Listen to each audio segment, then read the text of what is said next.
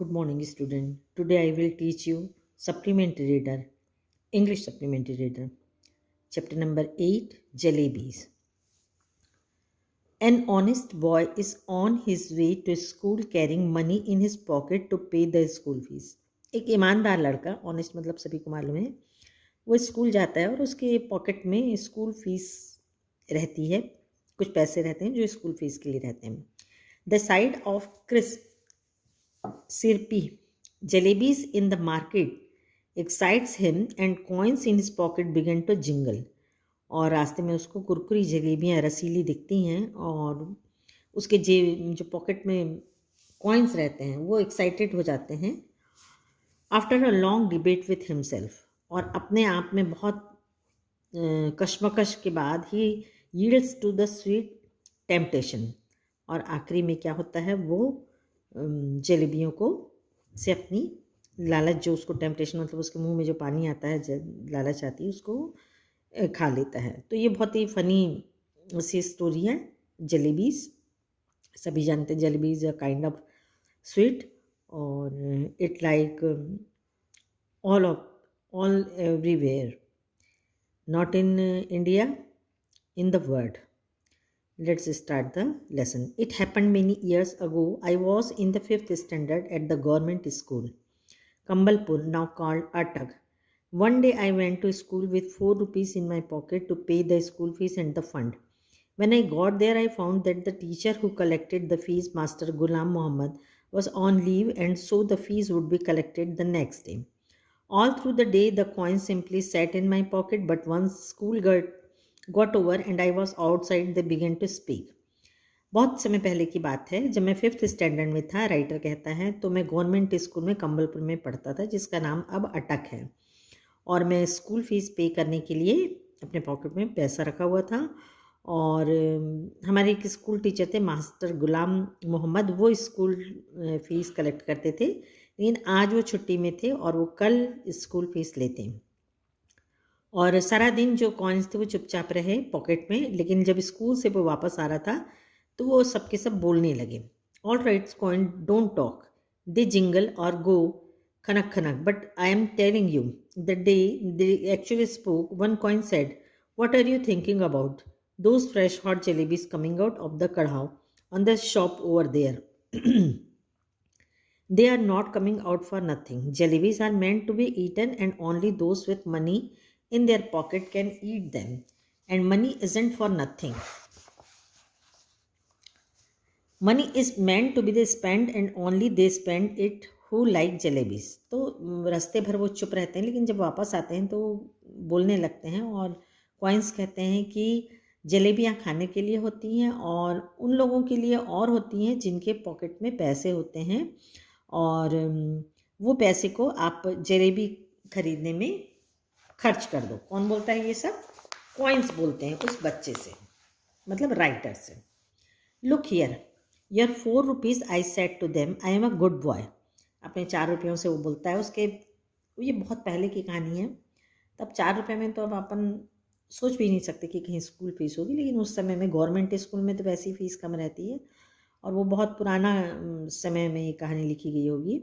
तो बोलता है कि मैं एक अच्छा लड़का हूँ और मुझे मिसगाइड मत करो, मुझे गलत दिशा में मत ले जाओ, और ये मेरे जो रुपए हैं वो फीस के हैं. It won't be good for you, I get so much at home and that I consider even looking at something in the बाजार अ सिन. मुझे सब कुछ घर में मिल जाता है, बाजार से खरीद के खाना मेरे लिए सिन मतलब पाप है. Besides you are my fees and fund money, और इसके अलावा तुम मेरे फीस के पैसे हो. If I spend you today, then how shall I show my face to Master Ghulam Muhammad in school tomorrow, and after that to Allah Miyan at क़यामत. और ये पैसे तो फीस के हैं, और मैं कल क्या सर को मुंह दिखाऊंगा, और ऊपर जाके मुझे भगवान को भी तो मिलना है. You probably don't know it, but when Master Ghulam Muhammad gets angry and makes you stand on the bench, he simply forgets to let you sit till the last bell rings.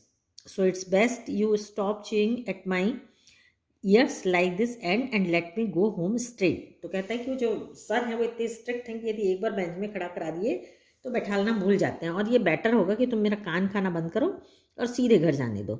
The coins dislike, what I would said to so much that all of them began to speak at the same time. There was such a clamor that passer-by in the bazaar stared, eyes wide with surprise at me and my pocket. The coin of those days, the rest things made so much more noise too. Finally, in a panic, I grabbed all four of them and held them tight in my fist, and then they were silent. और जब वो इतनी जोर जोर से हल्ला करने लगे कि रास्ते में जो बाजार में आने जाने वाले लोग थे आंखें फाड़ के आश्चर्य से मेरे पॉकेट को और कॉइन को देखने लगे, और वो इतना हल्ला कर रहे थे और मैं पैनिक मतलब मैं घबरा गया। ग्रैब्ड मतलब मैं उनको जोर से हाथों में पकड़ लिया। किसको पकड़ लिया? वो चारों कॉइन्स को, जो बहुत हल्ला मचा के उसको मिसगाइड कर रहे थे। After taking a few steps I loosened my grip immediately, the oldest coin said. और कुछ दूर चलने के बाद जब मेरी ग्रिप ढीली हो गई तो जो सबसे पुराना सिक्का था बोला, here we are trying to tell you something for your own good and you try to strange us instead. हम तुमको जब से हो गया समझाने की कोशिश कर रहे हैं तुम्हारे लिए क्या अच्छा, और तुम उसकी जगह अजनबी टाइप का व्यवहार कर रहे हो। Tell me honestly now, don't you feel like eating those hot jalebis, and then if you do end up spending us for today, won't you get the scholarship money tomorrow? Sweets with the fees money, fees with the scholarship money, end of story, किस्सा ख़त्म पैसा हजम। तो लोग बोलते हैं कि समझाते हैं उसको कि जो तुम्हें कल स्कॉलरशिप मिलने वाली, स्कॉलरशिप क्या चीज़ होती है कि जो अच्छे बच्चे होते हैं, अच्छे से अच्छे नंबरों से पास होते हैं, तो उनको स्कूल और गवर्नमेंट की तरफ से पैसे दिए जाते हैं। तो सिक्के बोलते हैं कि ये जो तुम्हारे फीस के पैसे हैं वो मिठाई खाने के लिए हैं, और जो स्कॉलरशिप के पैसे हैं वो फीस पटाने के लिए हैं। अब बात खत्म। What are you saying isn't right, I replied, but it isn't that wrong either. Listen, shop babbling blabbering and let me think. मतलब उसको कन्फ्यूज, ब्लेबियरिंग मतलब पता कन्फ्यूज कर देते हैं ताकि वो सोचने लगता है कि क्या करूं मैं, एंड लेट मी थिंक, मुझे सोचने दो। I am not a common sort of boy, मैं ऐसा साधारण लड़का नहीं हूँ। But then these jalebis are no common sort of jalebis either. They are crisp, fresh and full of sweet syrup. तो बोलता है और ये जलेबी भी कोई कॉमन नहीं है, ये बढ़िया कुरकुरी, क्रिस्प मतलब कुरकुरी, फ्रेश, ताजी and full of sweet syrup, और रस भरी है। My mouth watered but I wasn't about to be swept away so easily. In school I was among the most promising students, और मैं स्कूल में बहुत अच्छा लड़का हूँ। In the 4th standard exam I had even won a scholarship of 4 rupees a month, और मुझे हर महीने 4 रुपया मिलता है स्कॉलरशिप में। Besides I came from a particular well to do family, और मेरा परिवार भी बहुत अच्छा है। So I enjoyed considerable prestige, इसलिए मुझे अपने प्रेस्टीज, अपने सम्मान का ख्याल रखना पड़ेगा। I would never once been beaten so far, आज तक मुझे कभी मार नहीं पड़ी। On the contrary master ji had got me to beat the other boys, बल्कि मास्टर मेरे को दूसरों को मारने के लिए बोलते हैं। For a child of such status standing there in the middle of bazaar eating jalebis, और ऐसा लड़का बीच बाजार में खड़े होकर जलेबी खाए, no it was not right.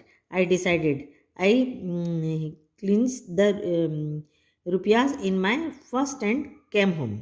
और मैं उससे बोलते अपने मन में सोचता हूँ कि इतना अच्छा लड़का जो मैं हूँ, मुझे इस तरह का नहीं करना चाहिए, और मैं वापस घर आ